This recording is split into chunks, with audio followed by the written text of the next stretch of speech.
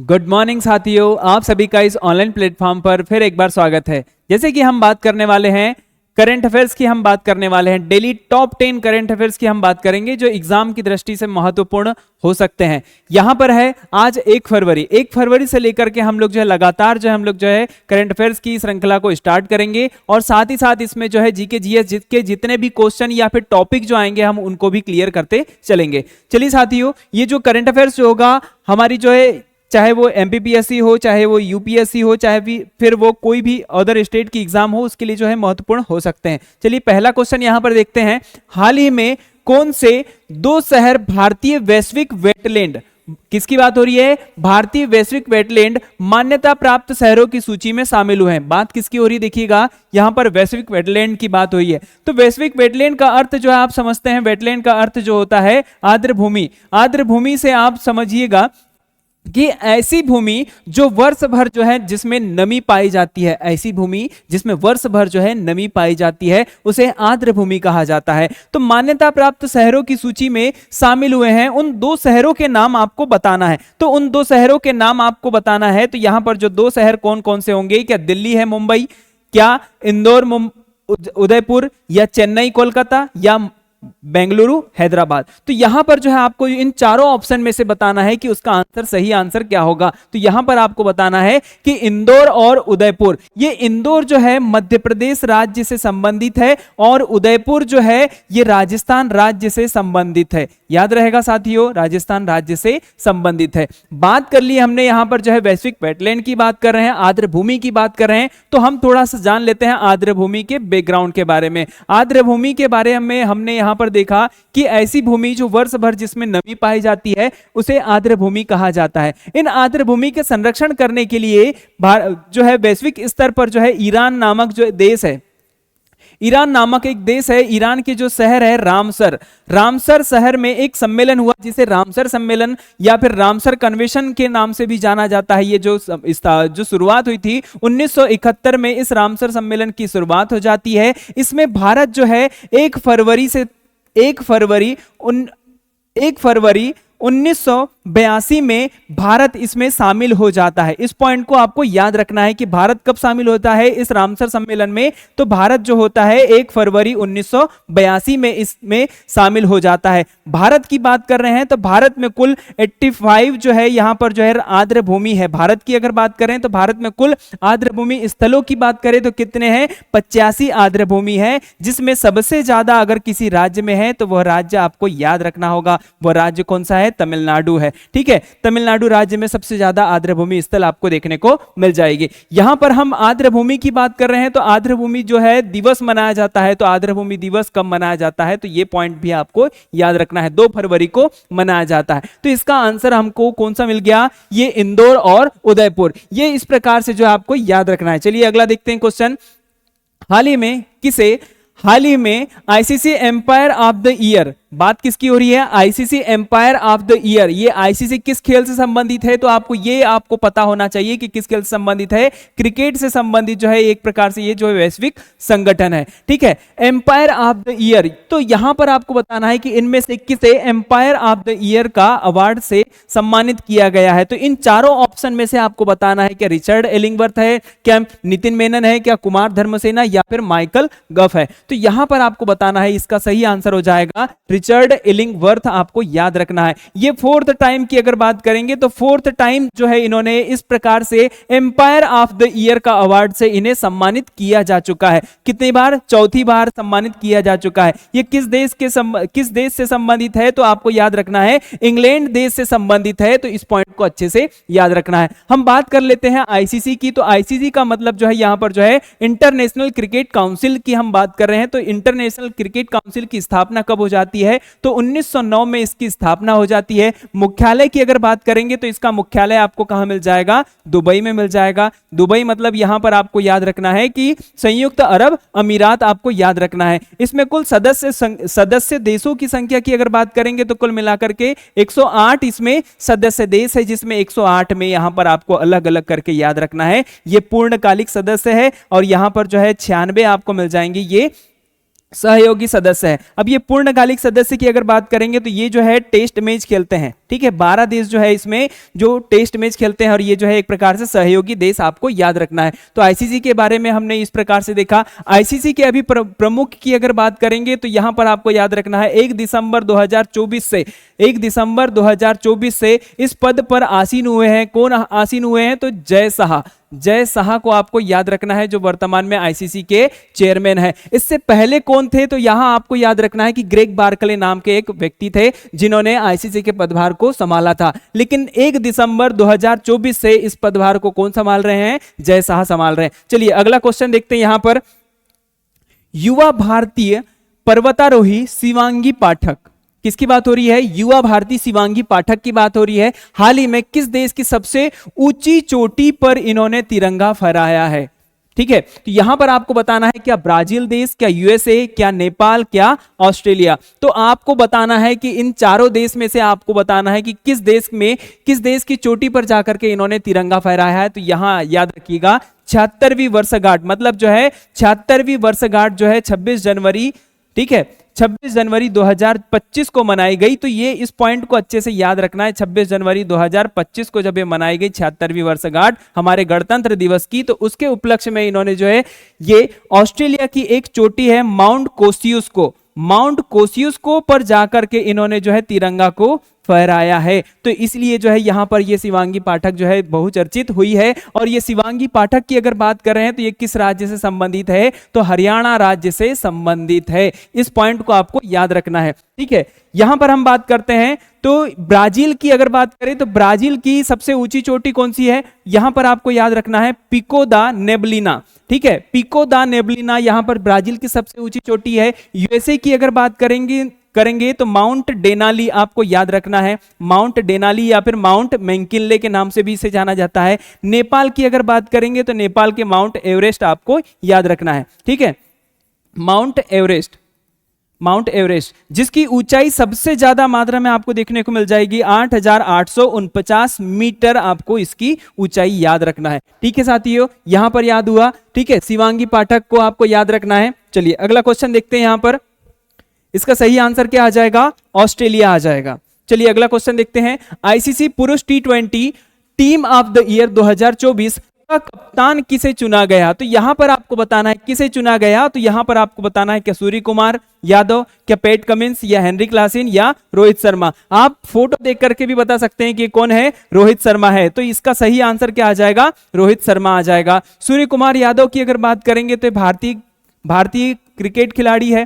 PAT Cummins की अगर बात करेंगे तो ये ऑस्ट्रेलिया के क्रिकेटर है। यहीं पर अगर हम हेनरी क्लासेन की बात करेंगे जिन्होंने आईपीएल में ताबड़तोड़ बल्लेबाजी की थी, इसलिए ज्यादा चर्चाओं में रहते हैं, ठीक है, हेनरी क्लासेन। तो यहां पर आपको याद रखना है किस देश के खिलाड़ी है? तो साउथ अफ्रीका के खिलाड़ी है। रोहित शर्मा भारत के खिलाड़ी है, ठीक है। तो इसका सही आंसर आपको क्या मिल जाएगा? रोहित शर्मा। चलिए अगला देखते हैं क्वेश्चन।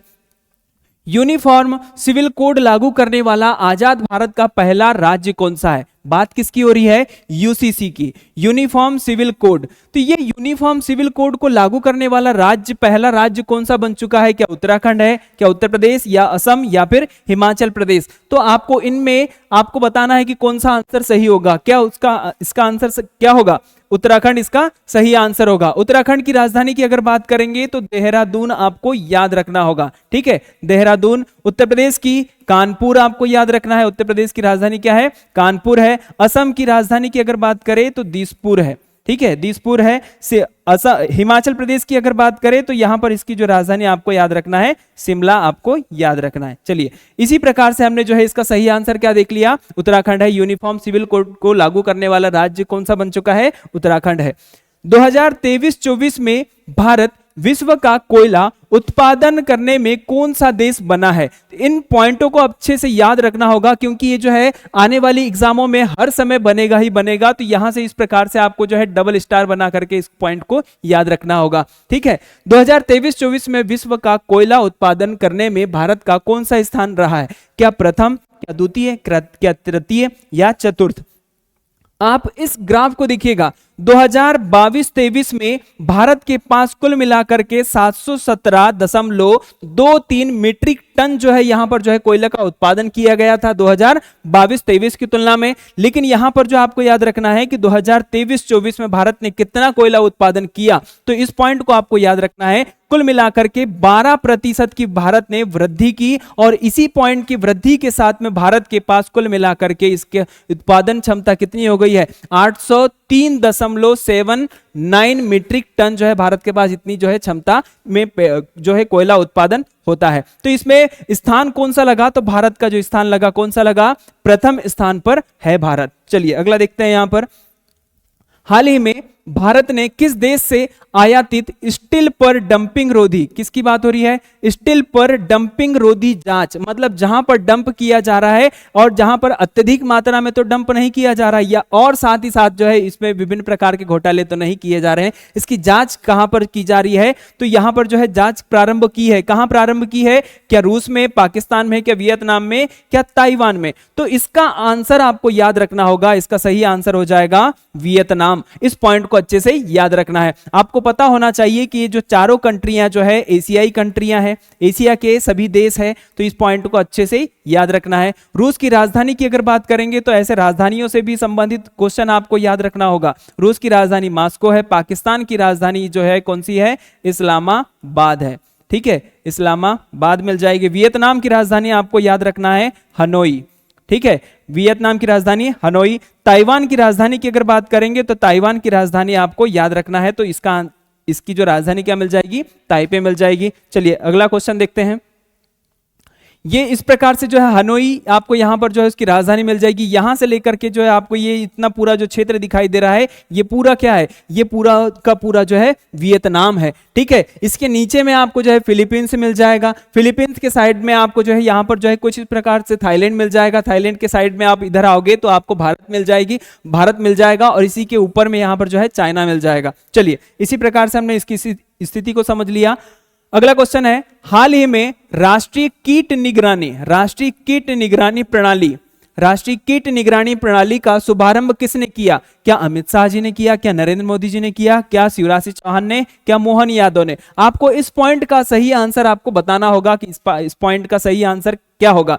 तो देखिएगा, राष्ट्रीय कीट निगरानी प्रणाली, बात किसकी हो रही है, राष्ट्रीय कीट, और ये कीट किससे संबंधित है, तो कृषि से संबंधित है। तो यहां पर आपको जो आंसर लगाना है, ऑप्शन देख करके लगाना है कि भारत के वर्तमान में जो कृषि मंत्री कौन है, शिवराज सिंह चौहान। तो ये इस पॉइंट के अनुसार जो है इसका सही आंसर क्या हो जाएगा, ठीक है, शिवराज सिंह चौहान। यहां पर बात करेंगे नरेंद्र मोदी जी की, तो ये भारत के वर्तमान में प्रधानमंत्री है। अमित शाह की बात करेंगे तो भारत के वर्तमान में गृह मंत्री है, ठीक है। मोहन यादव की बात करेंगे तो ये मध्य प्रदेश के वर्तमान में मुख्यमंत्री है, ठीक है। ये इस पॉइंट को अच्छे से याद रखना है। चलिए अगला क्वेश्चन देखते हैं, इसका सही आंसर क्या हो जाएगा, शिवराज सिंह चौहान।